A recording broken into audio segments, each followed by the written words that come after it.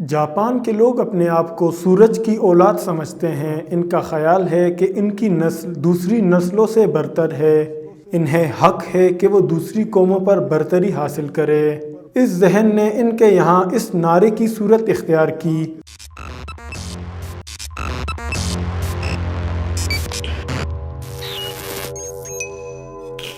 جاپانی قوم کا یہ ذہن اس کی قدیم تاریخ میں اس کو متشدد بنائے ہوئے تھا۔ خاص طور پر 1937 سے لے کر 1945 تک وہ اپنے اس خود ساختہ حق کے لیے دوسری قوموں سے لڑتے رہے۔ اس جنگ میں انہیں ابتدا میں کامیابی حاصل ہوئی، جیسا کہ 1942 میں انہوں نے منیلا پر قبضہ کر لیا۔ اس طرح سنگاپور، نیدرلینڈ اور رنگون ان کے قبضے میں آ گیا، مگر آخر کار انہیں زبردست شکست ہوئی۔ مزید پانے کی کوشش میں انہوں نے ملے ہوئے کو بھی کھو دیا۔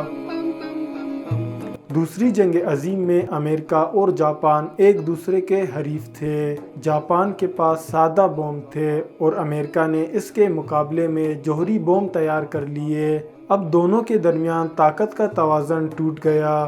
جولائی 1945 میں امریکہ نے جاپان کے اوپر ایٹم بم گرائے۔ جاپان کی فوجی طاقت تہس نہس ہو گئی۔ امریکہ کو جیت ہوئی اور جاپان کے لیے اس کے سوا کوئی صورت باقی نہ رہی کہ وہ اپنے لیے اس حیثیت کو قبول کر لے جس کو ایک مبصر نے ذلت آمیز ہتھیار ڈالنے سے تعبیر کیا ہے۔ اب جاپان نے حقیقت پسندی کا ثبوت دیا۔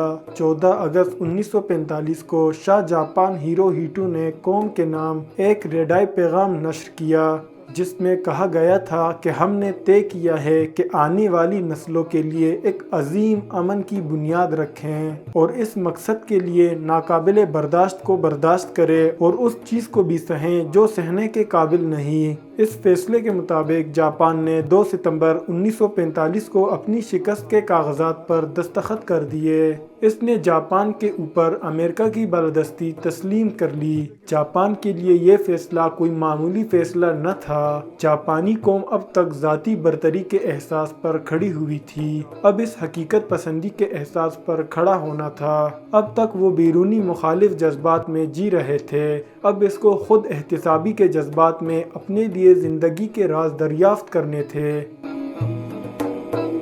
اس وقت جاپان کی صورتحال یہ تھی کہ اس کے صنعتیں برباد ہو چکی تھی۔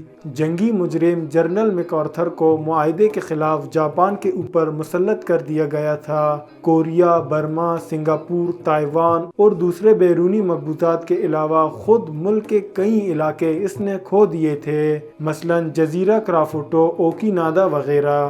1946 میں میکارتھر کانسٹیٹیوشن جاپان میں نافذ کیا گیا، جو بیرونی طاقت کی طرف سے ایک مفتوح قوم کو مکمل طور پر اپنے قبضے میں رکھنے کے لیے واضح کیا گیا تھا۔ یہ سب چیزیں بلا شبہ ناقابل برداشت کو برداشت کرنے کے ہم معنی تھیں، چنانچہ جاپان کے بہت سے لوگ اس کو برداشت نہ کر سکے اور اس غم میں انہوں نے اپنے آپ کو ہلاک کر لیا۔ انسائکلوپیڈیا برطانیہ 1984 کے مقالہ نگار نے اس کی تفصیل بتاتے ہوئے لکھا ہے کہ فوجی انتہا پسندوں نے اس بات کی کوشش کی کہ قوم کے نام شاہ جاپان کے ریڈائی پیغام کو نشر نہ ہونے دے، اور جب وہ اس میں کامیاب نہیں ہوئے تو متعدد قوم پرستوں اور فوجی افسروں نے بے عزتی کے احساس کے تخت پر خودکشی کر لی۔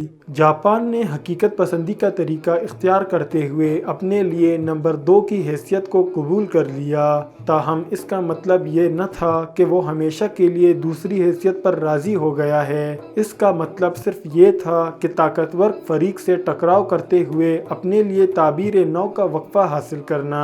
اس پالیسی کے تحت جاپان نے یہ کیا کہ اس نے سیاسی اور معاشی اعتبار سے امریکہ کے بالادستی کو تسلیم کر لیا اور اپنی تمام توجہات سائنس اور ٹیکنالوجی کے میدان میں موڑ دی۔ یہ عمل جاری رہا یہاں تک کہ 30 سال میں تاریخ ہی بدل گئی۔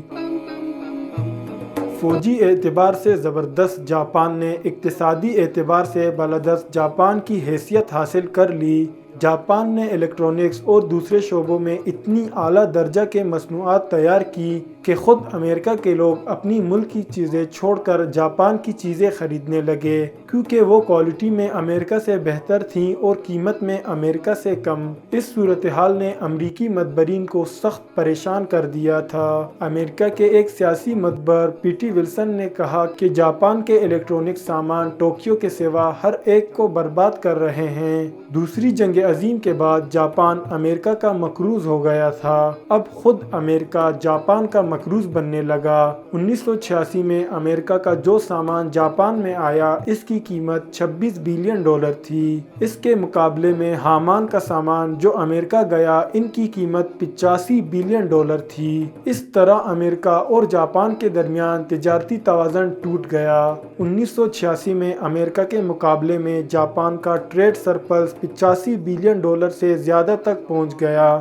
امریکہ آج دنیا کا سب سے بڑا مقروض ملک ہے اور جاپان دنیا کا سب سے بڑا مہاجن ملک ہے۔